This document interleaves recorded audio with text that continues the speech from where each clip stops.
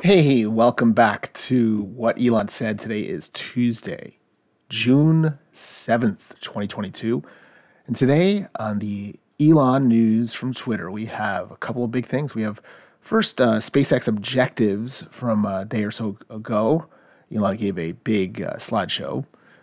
This is a review of HEPA air filter, sort of an overview of the quality of it in Tesla vehicles. Twitter news, of course. What day would be complete without it? And also, bees are fish. Let's see what that's all about. So to kick off, we're going to have the review of the deck that was presented the other day at an all-hands meeting at SpaceX. The deck was a quick sort of a video montage of key achievements over the last year or so. The boosters, as you can imagine, I had up here first, that they have the fastest turnaround to date. It was 21 days.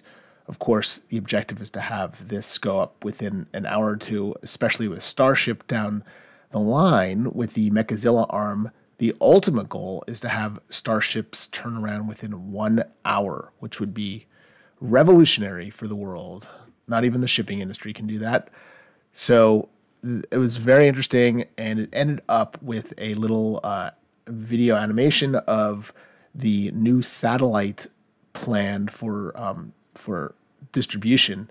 And as you can see, it looks like the satellites will be distributed out of a slot going out, two at a time.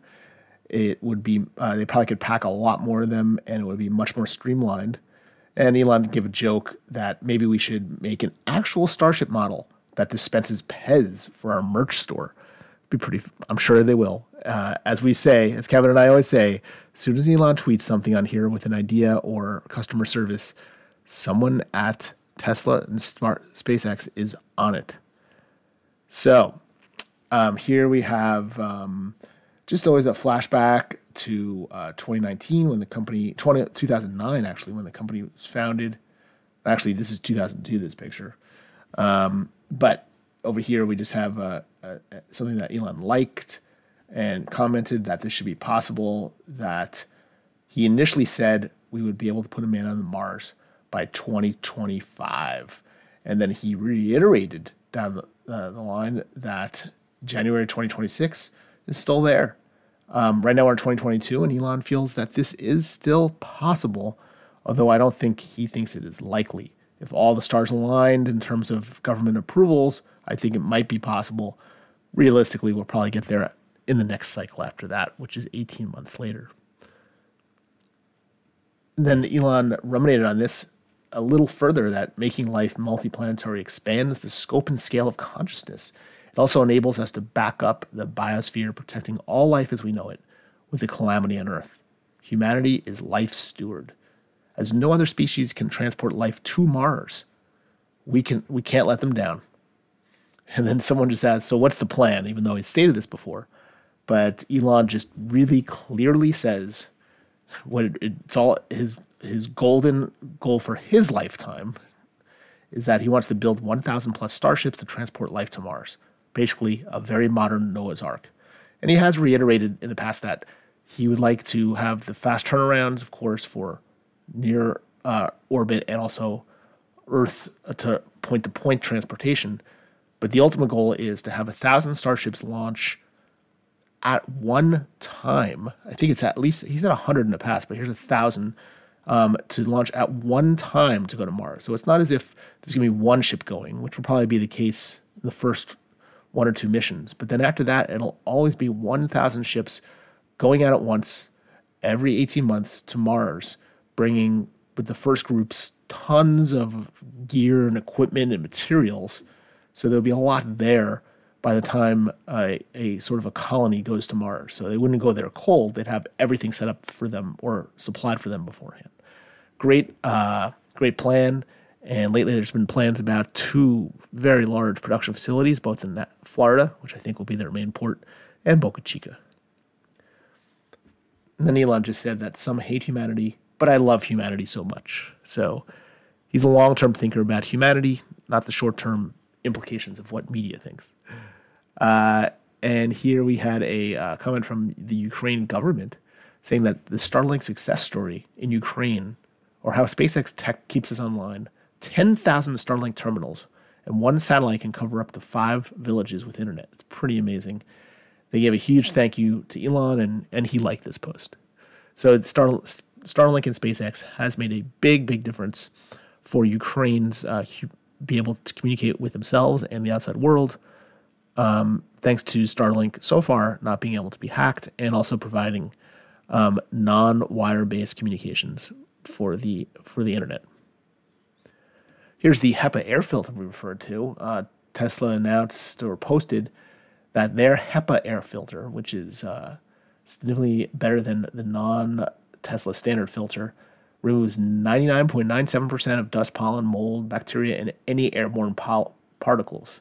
So this is sort of like another below-the-radar advancement of how Tesla is sort of superior to the competition. I'm sure there's filters that you could put in vehicles that might be as good as this as an add-on or an upgrade on your own for other vehicles, but this is what comes with the Tesla. So it is pretty amazing to know that not only is it a superior car in terms of EV, and also performance, but also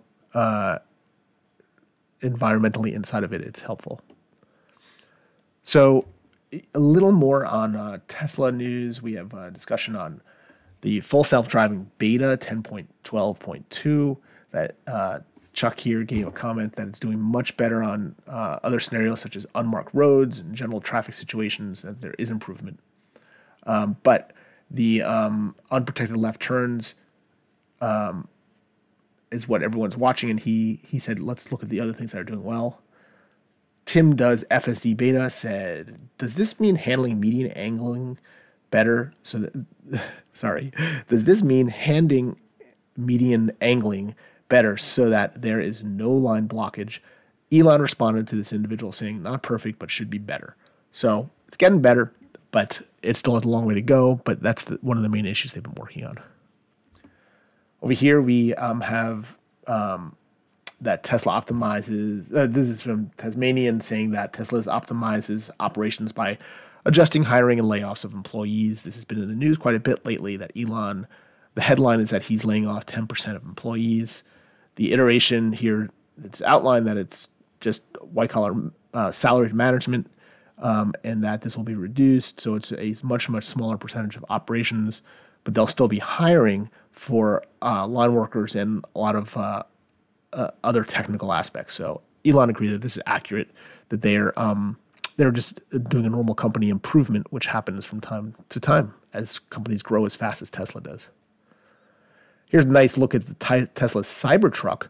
It was shown around in the last day or two for some photo shots, and this person says it's straight out of Blade Runner, which has been said before, and Elon just commented that it will be our best product ever, in my opinion.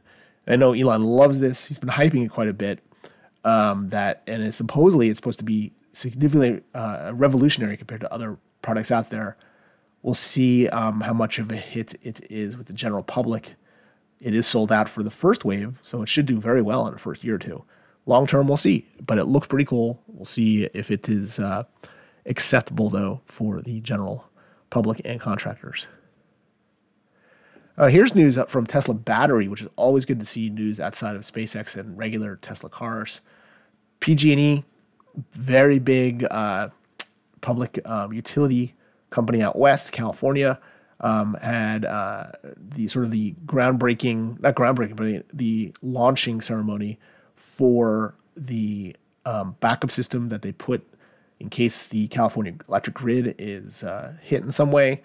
This mega pack facility with 256 packs will cover, I think, the equivalent of 150,000 or maybe 200,000 homes over a 4-hour period in case the power goes down. So, in terms of California, there's a small number of locations and also for a small amount of time, but it is a big leap forward in showing the utility of these battery pack locations. If they can be replicated and built in many more numbers, the backup grid for California will be significantly improved. So it's a first step. Hopefully we'll see a lot more of this going forward. Oh, so over here we have Me Kevin. And it's funny that Elon's responding to him. I don't think I've seen this before, but Me Kevin is a big YouTube poster on finance. And he commented that say Elon has to buy Twitter as is with bots because he waived his right to due diligence is wrong. And he notes that Elon does not, or Elon Musk does not need to buy Twitter because of that. He can accept or reject it outside of this. And Elon noted that this is correct. The last day or so, there's been rumors swirling based on Elon's comments that he might walk away from the Twitter deal, but we'll see. And here's a little more on it, that Elon said, if Twitter is confident in its publicized spam estimates, Mr. Musk does not understand the company's reluctance to allow Mr. Musk to independently evaluate these estimates. Elon liked this. He also liked this other comment in this thread that Musk believes the company is actively resisting and thwarting his information rights.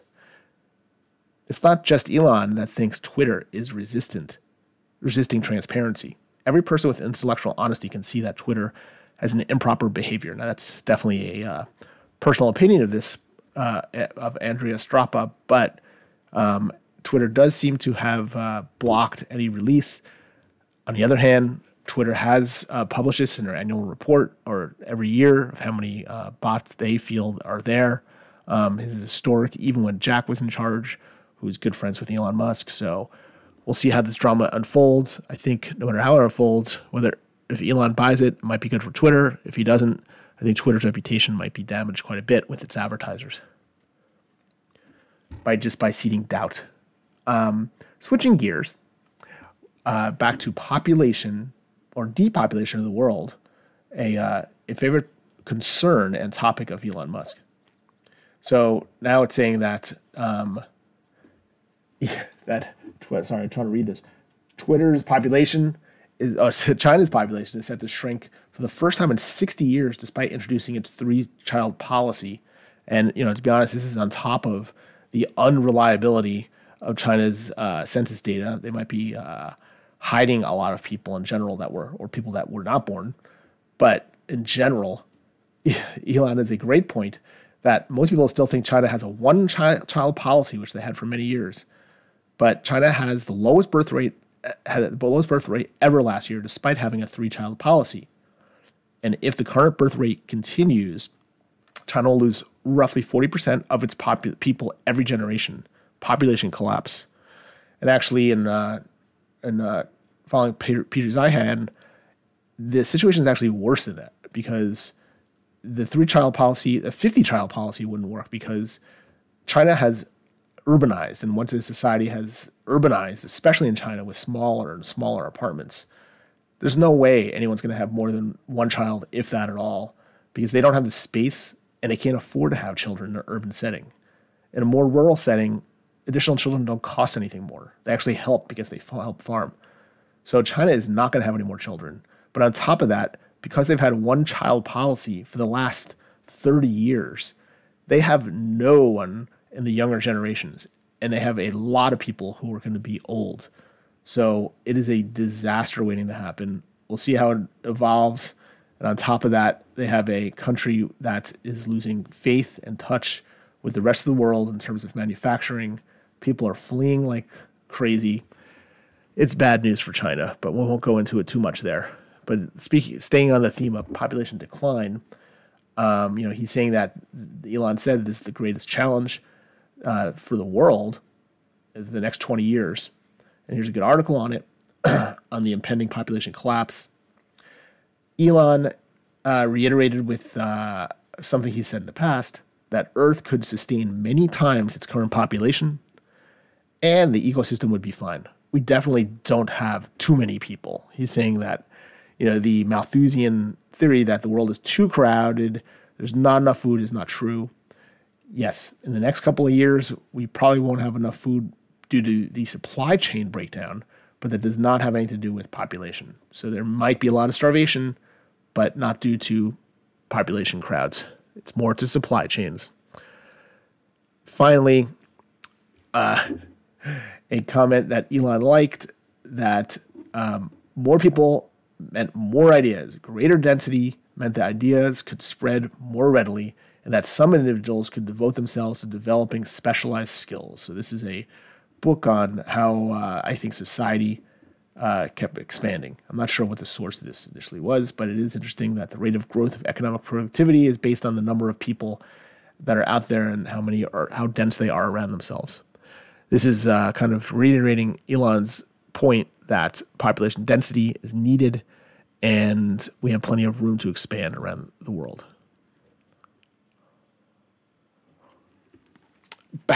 We're going actually towards the outer limits of thought with Elon commenting on philosophical concepts. One is the neuroskeptic saying that I could just be a brain in a vat. And the brain says, all I need is a vat, and I could be a philosopher. That's what the philosopher said. So kind of weird. But Elon's comment was interesting that we are a brain in a vat. The vat is our skull. All our senses and memories are electrical signals.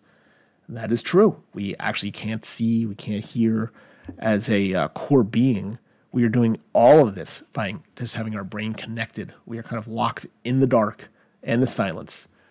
The rest of it is just relying on external transmitters. Kind of freaky to think about. Lex Friedman, who likes to philosophize on Twitter, thought, what's outside our universe? Is it possible for humans to ever know this? Can a video game character ever learn of what's outside the game? So can we figure out what's outside there, out of the universe? I don't know if there is an out of the universe, but if there is, it's kind of freaky to think about. And Elon said, that is why we must expand the scope and scale of consciousness so that we may learn the answers to these questions. And I think for Elon, expanding consciousness, scope and scale would be sort of a integration or reliance on AI, which is one of his companies. So we'll see what happens there. That's a scary scenario in many ways.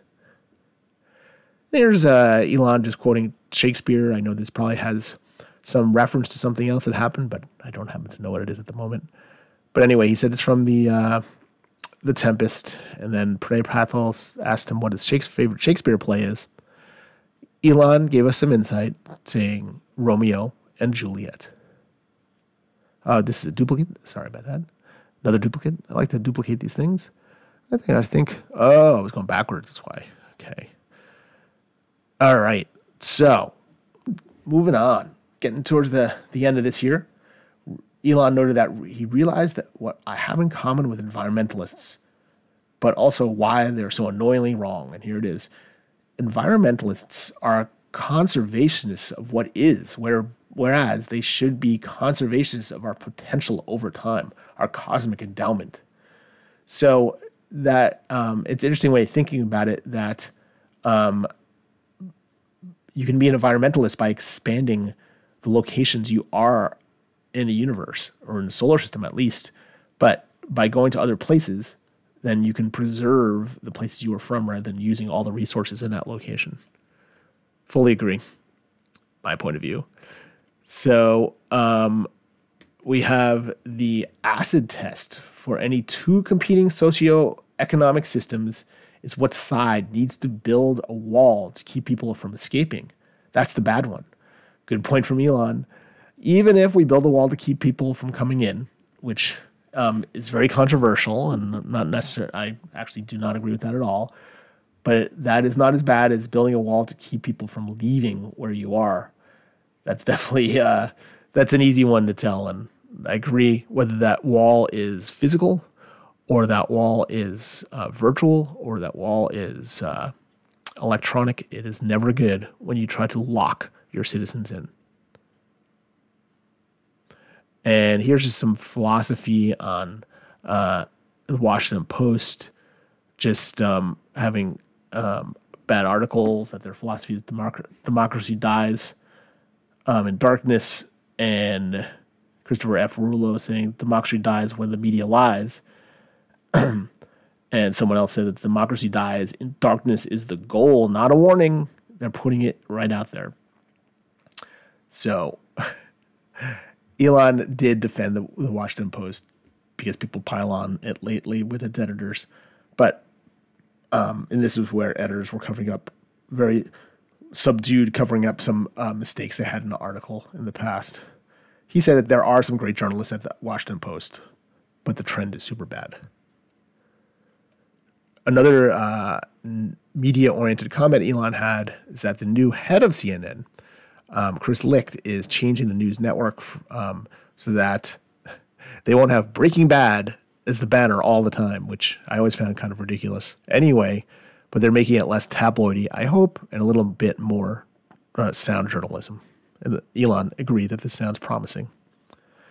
And here we had a little back and forth from whole Mars Catalog posting an article from the Sacramento Bee, a paper for the Silicon Valley area, that bees are legally fish in California, court rules. And I think that was mainly because of the way they're harvested or